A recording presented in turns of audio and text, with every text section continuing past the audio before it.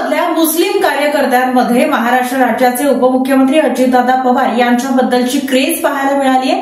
काँग्रेसच्या एका बड्या नेत्यानं काँग्रेसचा हात सोडून राष्ट्रवादीमध्ये प्रवेश केलाय।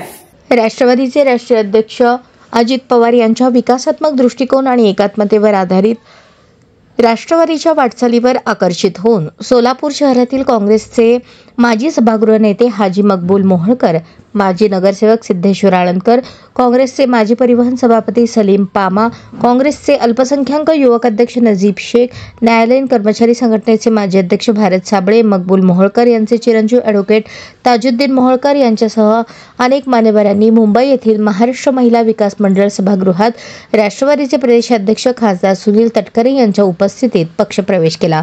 सोलापुरात अल्पसंख्याक अध्यक्ष नजीब शेख यांनी आपल्या पदाचा तडकाफडकी राजीनामा देत काँग्रेस पक्ष सोडला।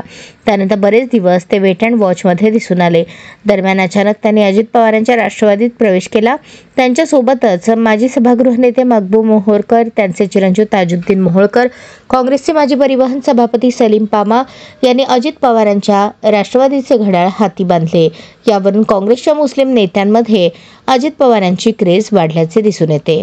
याप्रसंगी वैद्यकीय शिक्षण मंत्री हसन मुश्रीफ, सहकार मंत्री बाळासाहेब पाटील, क्रीडा मंत्री माणिकराव कोकाटे, आमदार शिवाजीराव गर्जे, आमदार इद्रिसभाई नाईकवाडी, प्रदेश सरचिटणीस लतीफ तांबोळी, जिल्हाध्यक्ष संतोष पवार, कार्याध्यक्ष जुबैर बागवान, ज्येष्ठ नेते चंद्रकांत दायमा यांची उपस्थिती होती।